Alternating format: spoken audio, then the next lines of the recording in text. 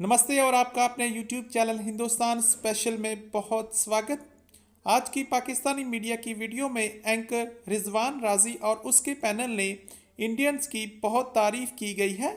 इसमें इन्होंने बताया है कि कैसे भारत के लोग दान करने में बहुत आगे हैं, अपनी सारी की सारी जायदाद दान कर देते हैं, लेकिन हमारे पाकिस्तान में ऐसा ट्रेंड नहीं है। तो चलिए दोस्तों, आज की वीडियो की ओर चलते हैं। Thank you very much. तो कुछ लोगों ने उस वक्त पंजाब यूनिवर्सिटी के हवाले से, अगर आपको याद हो तो मैंने आपकी तवज्जो दिलाई थी और आपने इसे इंतहाई वाहियात बात करार दे दिया था कि पंजाब यूनिवर्सिटी ने कहा कि टीबी की दवाई जो है ना वो भी कोरोना के अंदर इस्तेमाल हो सकती है, और इस दफ़ा जो है वो हमने जो है वो एक और दवाई मलेरिया की दवाई करार दे दी है। आई मीन ये इस तरह की कोई अनाउंसमेंट के लिए बाकायदा एक अथॉरिटी या फोरम नहीं होता, जैसे ड्रग रेगुलेटरी अथॉरिटी है कि वो इस तरह के अनाउंसमेंट, कोई साइंटिफिक अनाउंसमेंट करने के लिए कोई फोरम नहीं होता सर, जिसका जो है ड्रैप जो है ना जी, बुनियादी तौर पे ड्रग्स को, मेडिसिन को रेगुलेट कर एग्जांपल दे रहा हूँ मैं। R&D जो है ना जी, आप असल में फरमा रहे हैं रिसर्च एंड R&D की तरफ आप इशारा फरमा रहे हैं। जी। जितना हमारा पूरा पाकिस्तान का बजट है, मेरा ख्याल है अगर अमेरिका की पहली 10 यूनिवर्सिटीज़ को लगा लिया जाए तो शायद उनका R&D का बजट इससे ज़्यादा हो। फिर दूसरी बात यह है कि वहाँ एक ट्रेंड है कि लोग अपनी पूरी दौलत जो है वो बीमारियों की रिसर्च के लिए डोनेट कर देते हैं। और मैं तकलीफ़ से कहूँगा ये चीज़ कि ये ट्रेंड जो है ये हमारे हमसाया मुल्क के अंदर बहुत अच्छी तरह मौजूद है। भारत के अंदर मतलब लोग जो है अपनी पूरी दौलत एजुकेशन के लिए वक्फ कर देते हैं, अब हॉस्पिटल्स के लिए वक्फ कर देते हैं।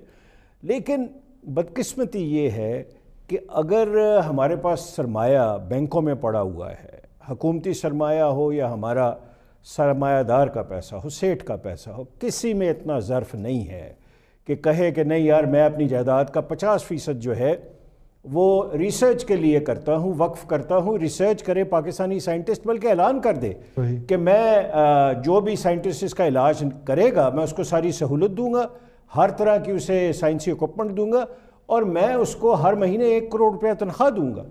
आप देखें क्यों नहीं बंदे आगे आएंगे। लेकिन जब है ही कुछ नहीं, जब ना कोई इंसेंटिव है, 20-20, 30-30 हज़ार रिसर्चर की तनख्वाह है, वो क्या रिसर्च करेंगे, कौन सी जगह बैठ के वो काम करेंगे। आप कभी खुदारा लेबॉरेटरियों के अंदर जाके तो देखें कि क्या हालात हैं। मैं बड़ी माजरत के साथ कहता हूँ कि ठीक है आप सियासतदान जो हैं बड़ी बातें करें, सारी दुनिया में करते हैं, लेकिन उनका कोई ज़मीनी हक़ाइक़ से भी ताल्लुक़ होना चाहिए। PCSIR के पास कौन सी ऐसी लेबॉरेटरी है, मैं नाम ले रहा हूँ गवर्नमेंट के इदारे का, जो मुकम्मल तौर पे बैनुल अक़वामी सतह की लेबॉरेटरी हो, या कहा जाता हो कि जी नहीं हम तो बंद करने लगे थे सर उसको। नहीं सर, हम या एक मुल्क से रिक्वेस्ट आए, किसी मुल्क से, साउथ कोरिया से, कि पाकिस्तान की लैब बहुत अच्छी है, मैंने टेस्ट सारे यहाँ से करवाने हैं। मैंने तो आज तक नहीं सुनी ये बात। मैं इंतहाई दुख और तकलीफ़ से ये अर्ज़ करूँगा कि बेपर की बातें, गैर मुसद्दका बातें, नॉन साइंटिफिक बातें, ऐसी बातें जो अभी तक प्रूव नहीं हुई, उसे करने से हर सतह पे इज्तनाब करना चाहिए। इसका कोई इलाज अभी तक, कोई वैक्सीन इसकी नहीं बनी, ना मलेरिया वाली बनी है, ना BCG वैक्सीन जिससे ट्यूबरकुलोसिस की तरफ आप इशारा फरमा रहे थे।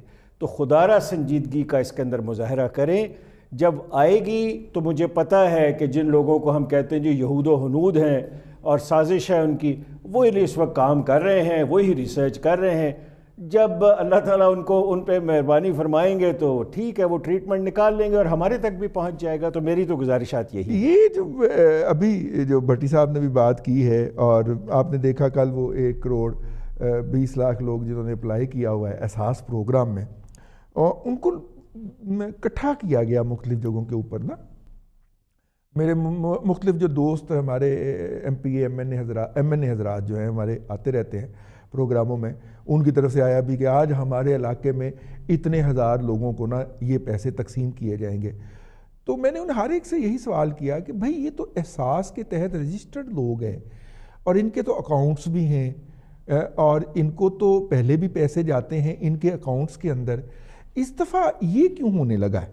तो उनमें से किसी ने इसका कोई जवाब मुनासिब नहीं दिया। मैं आपसे ये जानना चाह रहा हूँ کہ جب وہ لوگ احساس پروگرام میں رجسٹرڈ تھے اور بقول حکومت کے انہوں نے بہت بڑا آڈٹ کر کے اور بڑے جعلی لوگ فارغ کیے تھے، تو اگر وہ لوگ موجود تھے ٹھیک ہے تو پھر ان تک کیش کیوں پہنچانا تھا؟ اب دیکھیں نا کچھ لوگوں کی ایف آئی آرز بھی درج ہو گئی کہ میری جیب سے 5 لاکھ کیش چوری ہو گیا ہے، کوئی کہتا ہے میری جیب سے 10 لاکھ کا کیش چوری ہو گیا ہے، میں کوآرڈینیٹر ہوتا ہوں اس کا احساس پروگرام کا، میں لوگوں کو بانٹنے جا رہا تھا تو اتنے لاکھ میری جیب سے چوری ہو گیا، ایف آئی آر لوگوں نے بھی درج کرا دی نا، تو تاکہ پیسے آگے نہ پہنچانے پڑے، تو بینک کا سسٹم تھا اس کے ذریعے ٹرانسفر کرتے تھے۔ صاحب اگر عقل ہی استعمال کرنی تھی تو پھر یہ نظام بنانے کی شاید ہمیں ضرورت ہی نہ پڑتی۔ کوئی مشکل کام نہیں ہے کہ غریب آدمی کو جانچنا ڈھونڈنا۔ گزشتہ روز پچھلے ہفتے بھی ہم نے یہ بات کی تھی اور اس ہفتے بھی بات کی کہ آپ کے بہت ساری ایسی ایسوسی ایشنز ہیں جن کے پاس پورے کا پورا ڈیٹا موجود ہوتا ہے، اب ان سے مستفید ہو جائیں، نہیں ہونا ہو سکتا ہے انہوں نے ایگزیجریشن کی ہو یا غلط لوگ ڈالے ہوں، چلیں اس کو چیک کرا لینا آدھرا کے ریکارڈ سے۔